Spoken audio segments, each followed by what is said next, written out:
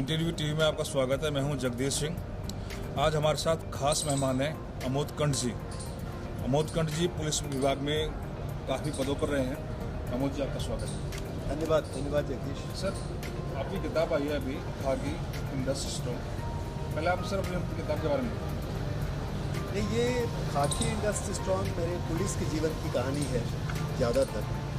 और 34 साल मैंने पुलिस की नौकरी क्या किया, सर्विसेज किया। चूँकि एक तो शुरू से ही मेरा ख्याल था कि पुलिस एक फोर्स नहीं है, पुलिस एक सर्विस है।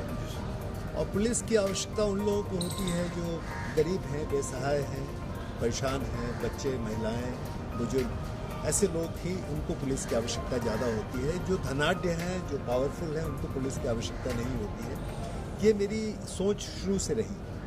तो खैर जो भी हो, तो 34 साल पुलिस की मैंने नौकरी की और 34 साल के 14वें साल में यानी 1988 में मैंने प्रयास की स्थापना की। आप प्रयास के एक प्रांगण में बैठे हुए और प्रयास की स्थापना इसलिए की कि बहुत सारे बच्चे, सड़क के बच्चे, गलत रास्ते पे जाने वाले बच्चे, इनके लिए कोई इंतजाम पुलिस में नहीं था 1988 में। और फिर मैंने प्रयास नाम दे दिया, किसी ने सुझाया, प्रयास नाम दे दिया।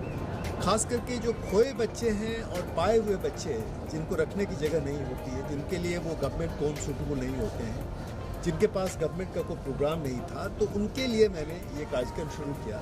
लेकिन जैसा होता है कि प्रयास एक संस्था के नाम पे पंजीकृत हो गई और आज 32 साल प्रयास के हो चुके हैं।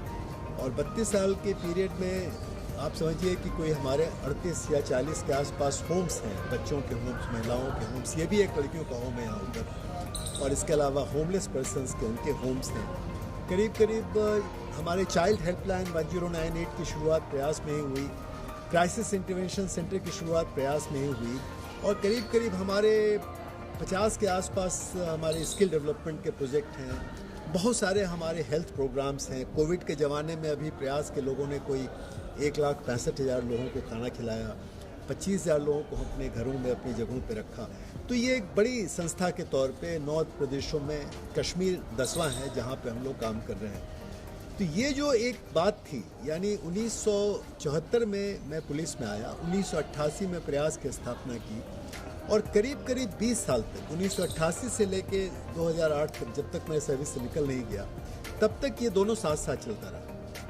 सर, मैंने ऐसा नहीं माना कि दोनों में कोई विरोध है, प्रयास या पुलिस। जी कुछ कह रहे थे? छोड़ना चाहूँगा मैं आपके बारे में जब पढ़ रहा था तो मुझे पता लगा कि जहांगीरपुरी में कुछ ऐसा बच्चों के साथ कोई केस हुआ था कि उनके घर जल गए थे, उनकी झुग्गियाँ जल गई थी। तो आपके दिल में ये भावना आई कि मैं क्या कर सकता हूँ गरीब बच्चों को, तो आप बताएंगे क्या था? नहीं, दो बातें साथ चल रही थी। एक तरफ मैं deputy commissioner of police crime था जो 5 साल में रहा, और उसके पहले मैं DCP central Delhi, west Delhi में था, साउथ दिल्ली में था।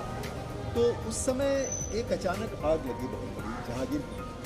और जो समय के लेफ्टिनेंट गवर्नर थे, HL कपूर साहब थे, एयर मार्शल, वो मुझे वहाँ लेके गए।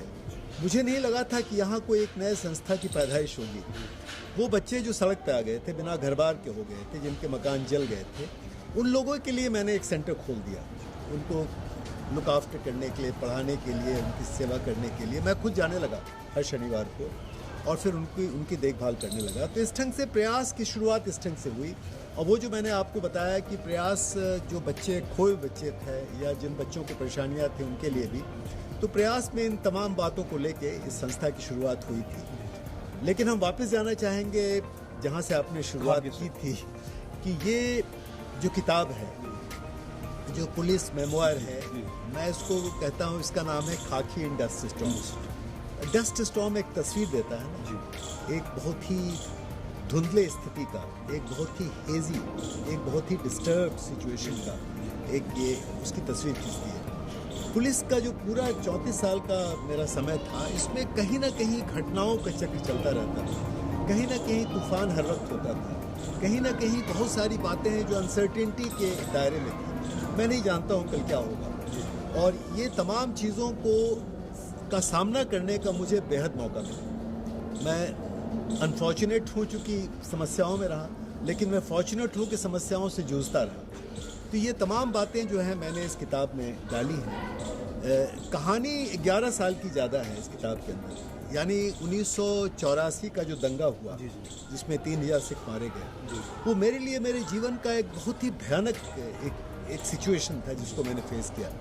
मैंने लिखा है कि मैं वो नहीं रहा जो मैं था इस दंगे के पहले। लोग कहते हैं, नानावती कमीशन कहती है, रंगनाथ मिश्रा कमीशन कहती है कि अगर सेंट्रल दिल्ली में, जिसका मैं डिप्टी कमिश्नर पुलिस था, जो दिल्ली का सबसे सेंसिटिव इलाका था, अगर उसमें आमोद कंठ सिखों को बचा सका या हमारे यहाँ कैजुअलिटी इतनी कम हुई, अगर मैंने थोड़ा बहुत कंट्रोल किया तो लोग और क्यों नहीं कर सके।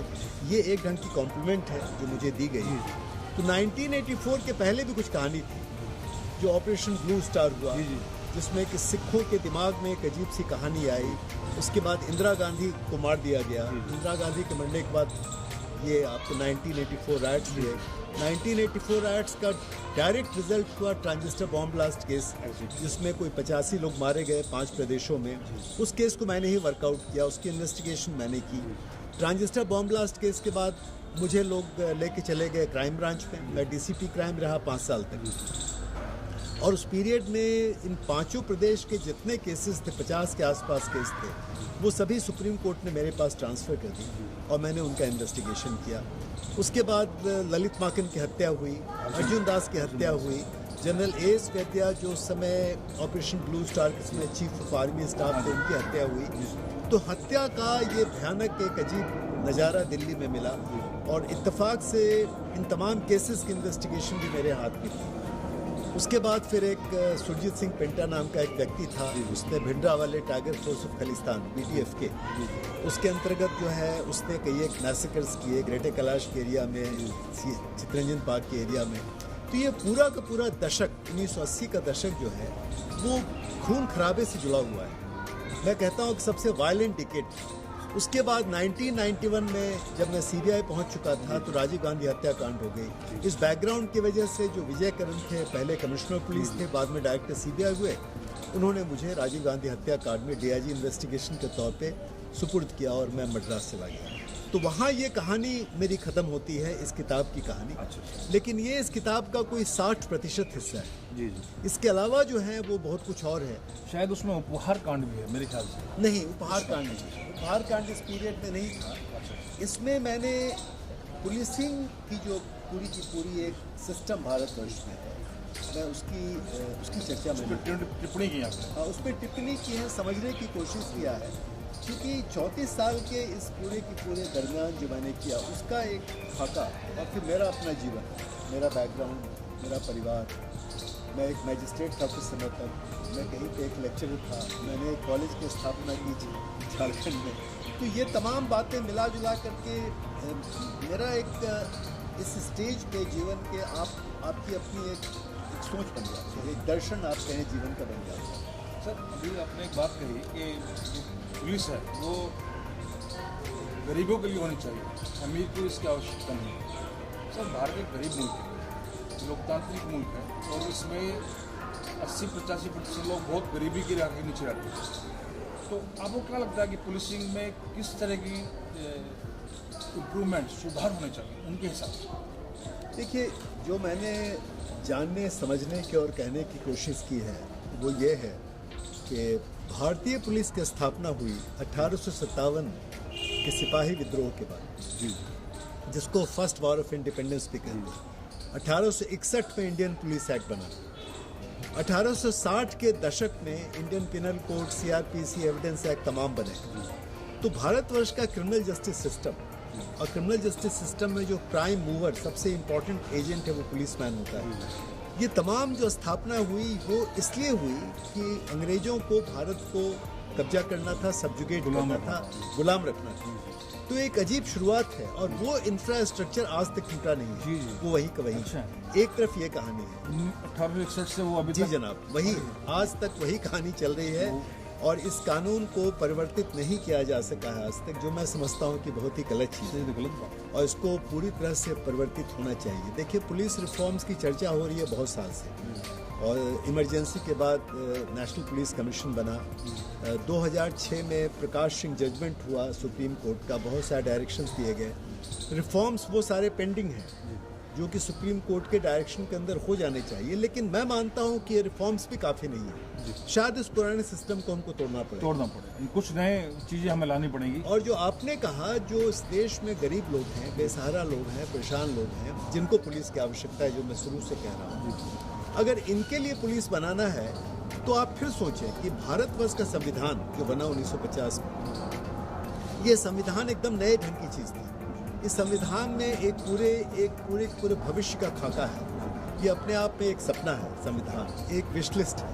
उस संविधान के बाद बहुत सारे कानून ऐसे बने हैं, बच्चों के लिए, महिलाओं के लिए, बुजुर्गों के लिए, गरीबों के लिए, शेड्यूल कास्ट, शेड्यूल ट्राइब के लिए, माइनॉरिटीज़ के लिए, बैकवर्ड्स के लिए, ट्राइबल्स के लिए, एक जो अलग बहुत सारे जो लॉज बने, बहुत सारी नई बातें आई, वो तमाम बातों में पुलिस का बहुत गहरा रोल होना चाहिए और है। तो जो सोशल लेजिस्लेशन या सोशियो इकोनॉमिक चेंजेस, उसके जो कानून बने हैं, उसके लिए जो क्रिमिनल जस्टिस सिस्टम होना चाहिए वो एकदम नए ढंग का होगा। तो आज अजीब स्थिति है जो जिसकी सोच मेरे दिमाग में चलती है। एक तरफ एक ऐसा सिस्टम, इंफ्रास्ट्रक्चर जो समय के बहुत पीछे है, आउटडेटेड है। दूसरी तरफ एक ऐसे कानून जो कि समय से बहुत आगे हैं, पुलिस बीच में फंसी हुई है। तो पुलिस को सिर्फ परिवर्तित करने के लिए इतना आसान नहीं है, काफ़ी कठिन है। और पुलिस को जो सही काम करना चाहिए, उस करने के लिए एक नए इंफ्रास्ट्रक्चर की आवश्यकता है। मेरी आदत है कि मैं पूरे पुलिस के जीवन में या प्रयास के जीवन में मैं डायरी मेंटेन करता हूँ। तभी इस किताब का नाम है khaki in dust storm, police diaries book 1। ये पहली किताब है। ब्लूम्सबरी जो बहुत ही मशहूर पब्लिशिंग हाउस है, उन्होंने पब्लिश किया है और वो 2 वॉल्यूम और पब्लिश करने वाले हैं। तो मैं लिखता हूँ, डायरी लिखता हूँ, जो भी छोटी बड़ी बात लिखता रहता हूँ। ये मेरी शुरू से आदत है। तो इन डायरीज़ के ही बेसिस पे या उससे कनेक्टेड डॉक्यूमेंट्स के आधार पे, मैं जब अरुणाचल प्रदेश में था तो मैं जब दिल्ली आता था, पेपर लेके वहाँ जाता था, डायरी लेके जाता था और लिख देता था। तो 400 पेज लिखा मैंने। तो उसमें तमाम बातें जो ऑथेंटिक हैं, इस किताब में सब कुछ वैसी है जैसे गुजरा, चाहे वो इन्वेस्टिगेशन हो, चाहे लॉ एंड ऑर्डर सिचुएशन हो, 1984 राइट्स हो, राजीव गांधी केस हो, ये तमाम को बस वैसे ही मैंने पेश किया जैसे है। आम आदमी को जानना चाहिए कि ये तमाम चीज़ होते कैसे हैं। और सच पूछिए तो मेरा ऐसा मानना है कि सच्चाई की खोज, सच्चाई के आधार पे तथ्यों को सामने रखना, सच्चाई के आधार पे सबूतों को सामने रखना, सच्चाई के आधार पर उनको पेश करना, ये किसी भी पुलिस ऑफिसर की प्राइमरी रिस्पॉन्सिबिलिटी होती है। इसमें वही मैंने किया। आम आदमी को यही पता लगेगा कि जो बड़ी बड़ी इन्वेस्टिगेशंस होती हैं वो कैसे होती हैं, तो ये आम आदमी को इस किताब के सही बात यही पता। और एक से एक चीज़ें, जैसे 1984 राइट्स की बात हो या कॉमनल राइट्स की बात हो या और बहुत सारी घटनाएं हैं, ड्रग्स की बात मैंने इसमें की है, टेररिज्म की बात मैंने की है, वो तमाम चीज़ें जो लोगों के लिए एक कवर में होता है, लोग नहीं जानते हैं क्या है, वो सारी चीज़ को मैंने वैसे ही पेश किया है। सिवाय 2 चीज़ों के, इसमें एक कैरेक्टर है आराधना हुरुपीकर, जो कि एक फिक्शनल कैरेक्टर, मतलब एक जो सूत्रधार है किताब, सूत्रधार, पत्रकार के समान, और एक किसी मैगजीन का नाम दिया है, बस। इसके अलावा सब कुछ इसमें रियल। ठीक है। तो सर, जिस तरह से CBI स्वायत्त संस्था मानी जाती है, क्या आपकी रिकमेंडेशंस हैं कि पुलिस को भी स्वायत्त बना दिया जाए, ताकि जो नेताओं के बिना वजह की उनके काम में दखल अंदाजी होती है नेताओं की, वो खत्म हो जाए? देखिए, इसको आप थोड़े से बड़े स्तर पे सोचें इसको। देखिए, एक तरफ जो पुलिस है, इंडियन पुलिस, या उसमें कहीं ना कहीं CRPC ये कहता है, कानून ये कहता है कि इन्वेस्टिगेशन के मामले में पुलिस पे कोई किसी का कंट्रोल नहीं होना चाहिए। लेकिन धीरे धीरे ये कंट्रोल बनता ही चला गया और लोगों ने इन्फ्लुएंस किया। देखिए, नेताओं को या और बाहर के लोगों को या हर आदमी को अधिकार है कि पुलिस को इन्फ्लुएंस करे, लेकिन पुलिस की ड्यूटी है वो कानून के दायरे में चले, वो रूल ऑफ लॉ है। पुलिस एजेंट ऑफ लॉ है। एजेंट ऑफ लॉ के ढंग से पुलिस को से उम्मीद की जाती है कि वो न्यूट्रल रहेगा, इंसुलेटेड रहेगा। वो एक बात है, लेकिन ऐसा हो नहीं पाता है। तो सवाल ये उठता है कि ये जो तमाम पुलिस के ऊपर इन्फ्लुएंस चलते हैं, ये खास के इन्वेस्टिगेशन में एकदम गलत है, ऐसा नहीं होना चाहिए। लॉ एंड ऑर्डर सिचुएशन जो है, वहाँ पे भी पुलिस पे इन्फ्लुएंस बहुत होता है। पुलिसमैन का जॉब बहुत मुश्किल है, बहुत कठिन है, खास करके एक डेमोक्रेटिक सिस्टम। सर, जैसा कि हम लोग जाते हैं थानों में या मिलते हैं, देखते हैं कि पुलिस की ड्यूटी आवर्स बड़े लंबे होते हैं, उनको छुट्टियाँ भी उस वक्त नहीं मिल पाती जब वो छुट्टियाँ मांगते हैं, क्योंकि मैन पावर बहुत कम है। तो इस सब झंझावत में फंस करके जो पुलिस मैंने इन्वेस्टिगेशन कर रहा है या क्रिमिनल्स के पीछे दौड़ रहा है, कोर्ट्स के पीछे दौड़ रहा है, तो सर ये सब इसमें भी अफेक्ट करता है इन्वेस्टिगेशन को, या मानवीय क्षमता कहीं अफेक्ट होती है? नहीं, ऐसा है कि ये तमाम जो आप झंझावात कह रहे हैं एक ढंग का, ये तूफान पुलिस के आसपास जो मेरे किताब में भी थोड़े बहुत है, डस्ट स्टॉर्म, तभी मैं कह रहा हूँ खाकी इंडस्ट्री स्टॉर्म, कि ये जो इसमें पुलिस को तो लगातार झेलना ही पड़ेगा। जिस समाज के अंदर इतने सारे कॉन्फ्लिक्ट हैं, जहाँ इतने हजारों लाखों करोड़ों की संख्या में लोग समस्याओं से जूझ रहे हैं, ये कहना कि उन समस्याओं से पुलिस अलग हो जाएगी, इन्फ्लुएंस से पुलिस हो जाएगी, गलत है। लेकिन पुलिस की सोच साफ होनी चाहिए और पुलिस की सोच कानून के मुताबिक होनी चाहिए। जैसे बहुत सारी चीज़ें आज हो रही हैं, जैसे इनकाउंटर्स होते हैं, फॉल्स इनकाउंटर्स होते हैं, या पुलिस एक अपने को प्रेजेंट कर रही है, जैसे कहानियों में, किताबों में, फिल्म में जिस तरह से पुलिस को प्रेजेंट किया जा रहा है, मैं उसका समर्थक नहीं हूँ और न मैं इनकाउंटर का समर्थक हूँ। तो ये तमाम चीज़ें जो हैं, इसमें पुलिस को अपने रोल को डिफाइन करना पड़ता है कानून के मुताबिक। कानून से बेहतर कोई गाइड नहीं है, अगर उसको हम फॉलो कर सके तो सबसे अच्छी चीज़ है। सर एक थोड़ी सी बात में, जब आप बात चली है, आप कहते हैं इनकाउंटर वगैरह बात, मेरा कुछ ये मानना है कि जो आजकल क्रिमिनल्स हैं वो बड़े ऑर्गेनाइज्ड हैं, उनके पास बहुत सोफिस्टिकेटेड और लेटेस्ट वेपन्स हैं, जबकि हमारी पुलिस में ज़्यादातर स्टेट्स में ले लीजिए या सेंट्रल में ले लीजिए, अभी तो कुछ इम्प्रूवमेंट हुआ है, लेकिन उतने सोफिस्टिकेटेड वो वेपन्स हमारे पास नहीं है, हमारी पुलिस के पास। आपका क्या कहना कि किस तरह से हम इसका सामना कर सकते हैं? देखिए, ऐसा है कि मैं इसको नहीं मानता हूँ, इस बात को कि पुलिस के पास सामर्थ्य या पुलिस के पास शक्ति नहीं है। पुलिस के पास कानूनी शक्ति भी है, पुलिस के पास करीब करीब वो सारे वेपन्स भी हैं अब के दिन। क्योंकि पिछले करीब 30-40 साल में मैं डीजी पुलिस रह चुका, अरुणाचल प्रदेश का, गोवा का, दिल्ली में रह चुका, हर जगह मैं जानता हूँ कि मॉडर्नाइजेशन हुआ है। लेकिन सर अभी पीछे यूपी में, कानपुर में जो आपने देखा था, वो तो सवाल ये है कि अगर आप उस ढंग के वेपन्स को या उस ढंग के सामान को लेके अगर आप सही जगह पे नहीं जाएंगे तो आप पिटेंगे। ये तो मैं लीडरशिप की गलती मानता हूँ साफ साफ। मेरे मुताबिक पुलिस के जो लीडर्स हैं, जो मैं IPS ऑफिसर रह चुका, हमारे सहकर्मी या आज के पुलिस ऑफिसर, ये देखिए, अगर उनमें सामर्थ्य है, उनमें अगर कैपेबिलिटी है, लीडरशिप है, तो वो सही ढंग से फैसला लेंगे। इस ढंग से जाने का मतलब नहीं बनता है, जो केस हुआ, जो दुबे का केस हुआ, वहाँ पे जिस ढंग से वो वहाँ पे पुलिस फंस गई वहाँ जा करके, तो उसमें आपको खुद मालूम है कि शमूलियत थी सीनियर पुलिस ऑफिसर्स की, उन लोगों ने इन्फॉर्मेशन दी, मान लीजिए, तो ये तो अंदर की बात है। तो इस ढंग की चीज़ तो होनी नहीं चाहिए, लेकिन उसके बाद जो हुआ वो भी गलत था। तो सवाल ये उठता है कि आज के दिन करीब करीब पुलिस में वो स्थितियाँ हो रही हैं जहाँ की वो लड़ सकते हैं ऐसे असामाजिक तत्वों के साथ। सर हम एक बार फिर प्रयास की तरफ आते हैं। प्रयास एक बहुत सुकून देने वाली चीज़ है, हम उसके लिए आपका अभिनंदन करते हैं। और हमारा ये सोचना है कि प्रयास एक ताज़ी हवा की माफिक है कि आपने इतने बच्चों के लिए सोचा और इन बच्चों को आपने आसरा दिया। जब कभी वो बच्चे आके आपसे मिलते हैं, यहाँ से कामयाब होकर निकलते हैं, आपसे आकर मिलते हैं, आपको एक गार्जियन की तरह सम्मान देते हैं, कैसा लगता है? नहीं, ऐसा है कि जैसे मैं जहाँ बैठा हूँ और आप भी बैठे हैं, ये प्रयास का ही एक प्रांगण है। यहाँ पे 4 फ्लोर हैं, 2 टॉप फ्लोर पे लड़कियाँ रहती हैं 50-60 के आसपास, तो वो मुझे पापा ही कहती हैं, कहना चाहिए। ये उनका घर है और मैं यहाँ पे एक ढंग से मेहमान हूँ या परिवार के समान हूँ। तो ये तो मेरा रिश्ता इस संस्था के साथ, मेरा रिश्ता इन बच्चों के साथ, इन लोगों के साथ कुछ अजीब है।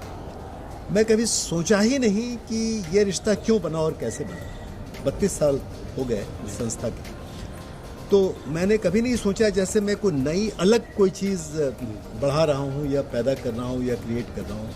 जैसे परिवार में होता है कि आपको पता कहाँ चलता है आप कब आप बेटे थे और कब आप पति बने और कब आप बाप बने और कब परिवार बना। प्रयास मेरे साथ ऐसे ही है, मुझे कहीं लगता नहीं कि कोई मैंने अलग से काम किया। सर एक बात मैं और कहना चाहूँगा, बड़ा देश है, पॉपुलेशन बहुत है, रिसोर्सेज बड़े लिमिटेड है, तो आप सरकारों को और राज्य सरकारों को, केंद्रीय सरकार को, राज्य सरकारों को आप ऐसा क्या गाइडलाइन देना चाहेंगे, आप पायनियर होने के नाते, बच्चों के वेलफेयर में पायनियर होने के नाते आप उनको क्या गाइडलाइंस देना चाहेंगे कि बच्चों का किस तरह से देखभाल किया जाए? क्योंकि सर हमारा ये मानना है कि बच्चा वोटर तो होता नहीं है, उनके लिए बहुत कम लोगों के पास विजन है। बच्चों के वेलफेयर के लिए सर बहुत कम लोगों के पास विजन है, जैसे एक विजनरी आप हैं। तो आप उन लोगों को जो बच्चों का भला करना चाहते हैं या सरकारों को क्या कहना चाहते हैं? देखिए, केंद्र सरकार से बहुत ज़्यादा राज्य की सरकार या केंद्र शासित राज्यों की सरकार, उनकी जिम्मेवारी है बच्चों को देखने की, और ये स्टेट सब्जेक्ट भी है संविधान के लिए। ये अलग बात है कि राष्ट्रीय स्तर पे भी काफ़ी काम चल रहे हैं और बहुत अच्छे काम हुए हैं, जी, बहुत बड़े काम, जो कानूनी काम हुए हैं या पॉलिसी रिलेटेड काम हुए हैं, लेकिन ये तो स्टेट की रिस्पॉन्सिबिलिटी है। तो आप डिस्ट्रिक्ट लेवल पे क्या मार्गदर्शन देना चाहिए? वही मैं बताना चाह रहा हूँ कि स्टेट के लेवल पे, डिस्ट्रिक्ट के लेवल पे, ब्लॉक के लेवल पे, गांव के स्तर पे, छोटे शहर बड़े शहर के स्तर पे, ये सबसे बड़ी ज़रूरत ये है कि हर उस बच्चे की पहचान होनी चाहिए जो विषम स्थितियों में है। हर बच्चा, हर बच्चा। और हम लोग का ऐसा मानना है, और हम लोग चूँकि इस विषय पे मैंने काम किया है, प्रयास में ही दसियों हज़ार बच्चे होते हैं, आते जाते हैं, तो मैं जानता हूँ कि ये करीब करीब इस देश में 3 करोड़ के आसपास बच्चे जरूर हैं भारतवर्ष में, जो juvenile justice care and protection act के अंदर, चाइल्ड लेबर एक्ट के अंदर या और कानूनों के अंदर, जिनको हम children in need of care and protection कहते हैं, या बच्चे जो विषम स्थितियों में हैं, उन बच्चों की पहचान, उन बच्चों की शिनाख्त, उन हर बच्चे तक पहुंचना, ये संभव है। मैं ऐसा कहता हूँ संभव है। ये अगर संभव नहीं था तो मैं बात नहीं करता। आज कानूनी जरूरत है ये, और मैं चेयरमैन रह चुका हूँ चाइल्ड राइट्स कमीशन का, आपको मालूम है। और मैं ऐसा मानता हूँ, और जो सही बात भी है, कि बच्चों के अधिकार बच्चों की ज़रूरतें होती हैं। क्योंकि बच्चे नहीं जा सकते हाई कोर्ट या सुप्रीम कोर्ट में अपने फंडामेंटल राइट्स को पाने के लिए, ये बच्चों की ज़रूरतें हैं, है ना।